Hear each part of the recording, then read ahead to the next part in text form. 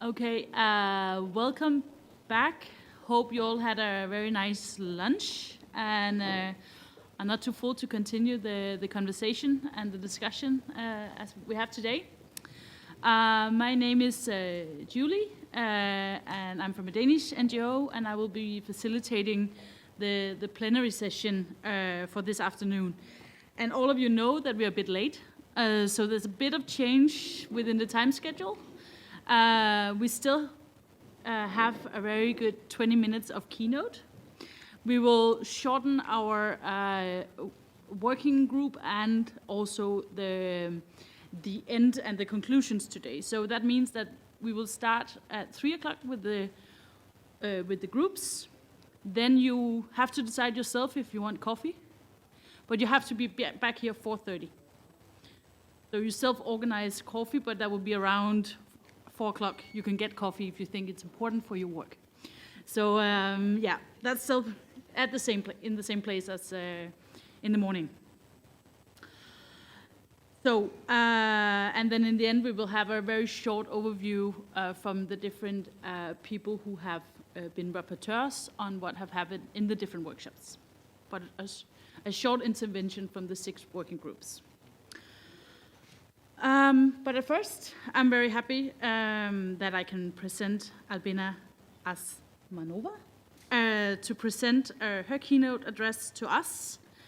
Albena is a professor at Brussels School of International Studies at University of Kent, and has been publishing award-winning analysis of Precarity and the rise of populism.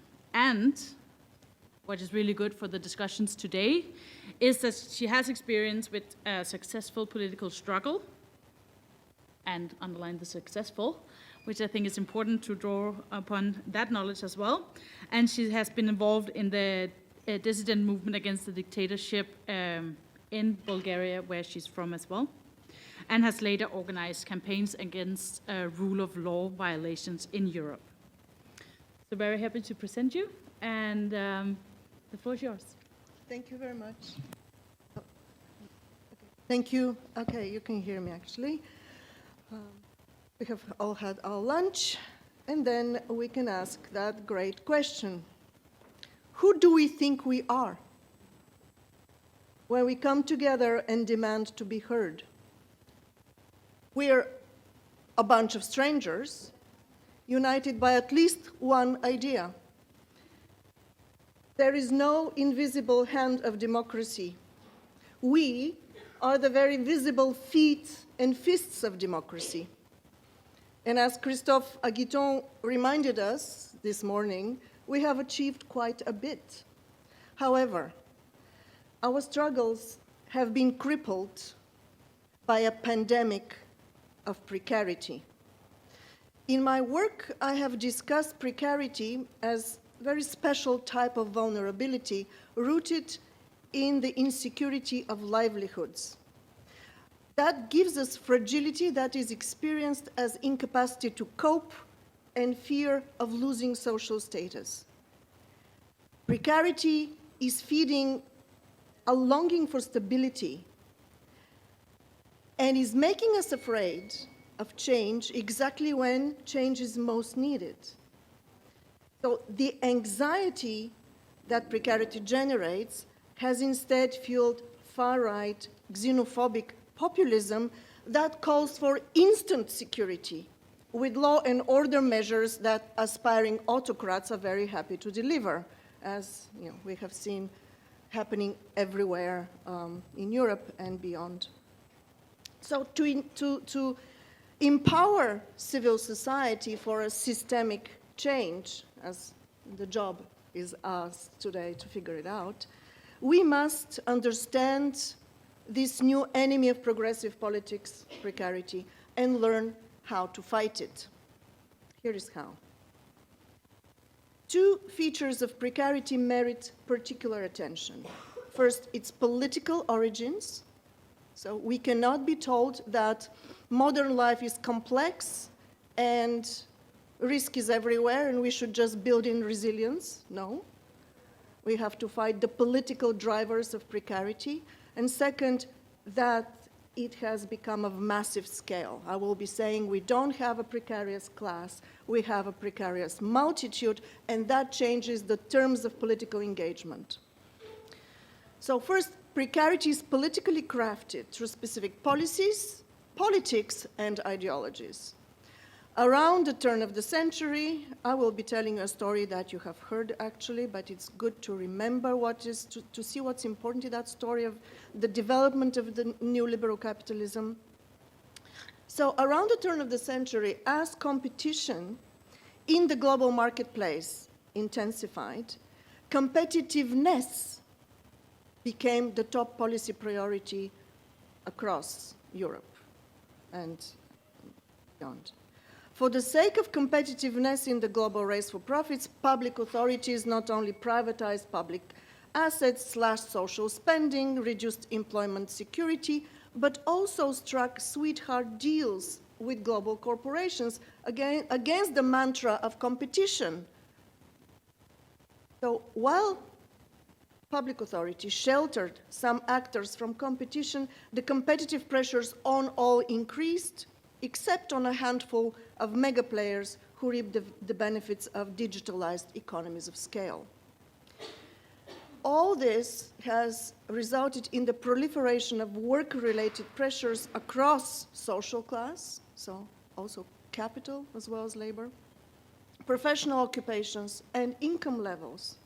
In short, the combination of automation, globalization, so global market integration, and cuts in public services and social insurance has generated massive precarity for ordinary citizens, for men and women, young and old, skilled and unskilled, for the middle classes and the poor alike.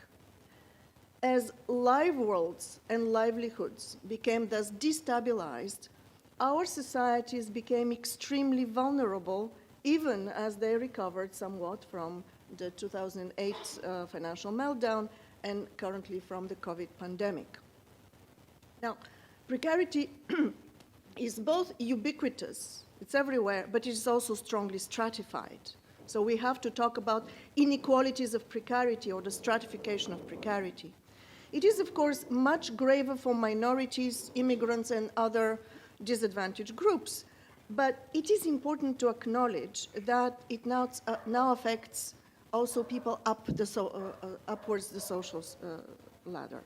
So some of the purported winners, those who the journalist Alyssa Quartz had called the middle precariat, a professional class composed of university professors, nurses, administrators, lawyers, caregivers, even bankers who, we've read that story about Goldman Sachs bankers pleading for their work week to be capped at 80 hours. That's a source of precarity. So I claim that precarity is now transversal injustice, cutting across all other forms of social harm. So we don't have a precarious class, we have a precarious multitude. But it's also important now to add one more element in the description of the enemy, precarity as an enemy, to understand it better. Where does this sense of failing to cope come from exactly? I believe it is rooted in an increase of responsibilities that are not matched with the capacity to carry them out, or misalignment between responsibility and power. This is what is creating precarity. As governments are increasingly offloading responsibilities onto individuals and societies. Very often, that is even done with the label of more democracy. But, as the American philosopher Wendy Brown has pointed out, this simply means offloading large-scale problems such as unemployment and environmental degradation to units, individuals, companies, citizen communities that are poorly equipped to cope with them. So people are not so much free as forced to be in charge of their life. Okay. Responsibility without power makes us feel precarious, unable to cope. Another important point to remember is that precarity harms not only individuals' material and psychological welfare, but it also hampers society's capacity to manage adversity and to govern itself. COVID pandemic, great example. Our affluent, politically sophisticated, scientifically very advanced societies could not cope with a virus that was neither very unknown or very deadly, but they were not prepared because the healthcare systems were weakened. Now, let me now address the very serious political consequences of precarity. It is, as I said, it is changing the terms of political engagement, and this is what we need to understand. It puts us in a state of perpetual crisis management and breeds a longing for safety and security. So that, on the one hand, deepens what is known as the tyranny of the present, right? In context of uncertainty, worries about the end of the month inevitably, decidedly trump concerns with the end of the world. You know what I'm referring to, the Yellow Vest protest. More generally, precarity fosters conservative and even reactionary attitudes, as people are afraid of change, even though discontent with the status quo is also very clear to them, very distinct. So precarity, in that sense, I believe, is at the root of the puzzling upsurge of populism in liberal democracy in the late 20th century. Much before, we have this rise of electoral support to populist parties before the 2008 crisis. This is what often analysts forget, that this kind of protest started to mobilize in conditions of good economic growth, low unemployment. So how come? Usually populism erupts in conditions of crisis. But the 80s and 90s were exactly the time when the social consequence of neoliberal globalization started to be felt. So people felt their livelihoods threatened, even if they had not lost them yet. So whether old parties like the Front National in France or new ones like Pim Fortuyn in the Netherlands, they voiced these broadly shared public concerns with four things, and that is the new agenda of public concerns: physical, political, economic, and cultural vulnerability. Now, we should also do well to remember that the populist party's anti-establishment stance does not translate into a comprehensive reform agenda. They rely on shortcut fixes of security. They're often led by chauvinistic nostalgia, so this is not an inspiring utopia. And here, precarity is likely to trigger this kind of reactionary political instincts, especially when a positive social utopia is missing, that is charting a clear way out. And this is the situation now because due to the failed experiments in my part of the world with socialism and communism, these utopias, positive utopias, are discredited. Another political consequence is the rise of electoral autocracy. If we described precarity as responsibility without power, it's coupled very easily with the opposite, with power without responsibility. You have autocracy. The next political consequence, as anxiety about preserving one's social status now haunts all social groups, social solidarity is deeply eroded. Now, the middle classes have traditionally championed the interests of the poor, as those are less politically active. Such solidarity made possible the post-war welfare state, whose robust social safety net needed significant transfers. However, the middle classes are now abandoning the poor. The working classes are once again turning against immigrants for fear of job loss. Remember the Polish plumber thing. 20 years ago. Precarity has aggravated the tension between the local and the global solidarities, as Calypso Nicolaides reminded us earlier today. So the local social justice agenda is in direct clash with the global social justice agenda, as parties are split between worrying for our workers versus, the jobs that are lifting the lives of other workers. So this is a grave problem for the left. Finally, probably the most alarming consequence of precarity is that it is politically debilitating. It deprives us of agency because it directs all of our efforts at finding and stabilizing sources of income, leaving us neither the time nor the headspace for battles about the kind of life we want to live. Now, the question of our gathering. How can democratic civil society drive systemic change in such circumstances? I have 7 ideas. First, we need to drop the wishful thinking that is haunting much of the left. We need to be realistic. We cannot plausibly urge people to prioritize the end of the world concerns over the end of the month worries. Nor should we believe that electoral democracy will solve much. As the Italian elections most recently displayed, elections tend to channel into policy the conservative and even reactionary preferences that contemporary capitalism generates.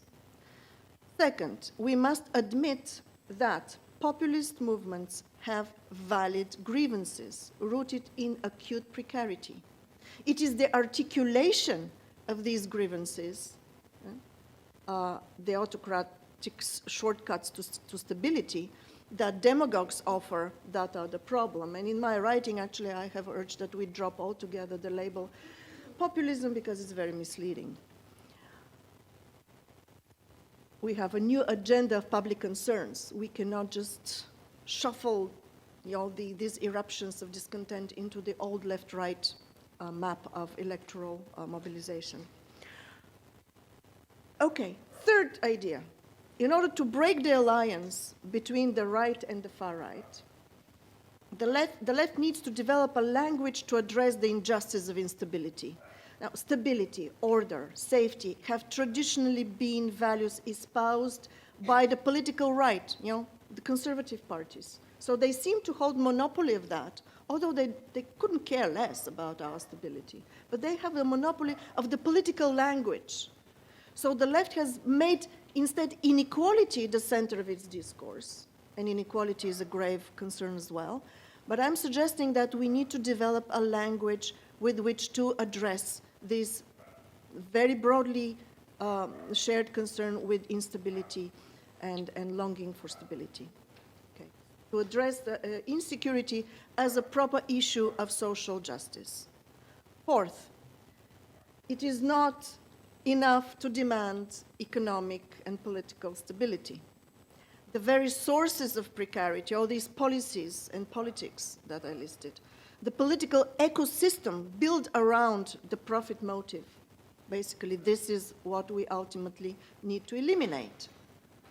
So not to put the band-aids, but to remember what is driving precarity and fight that.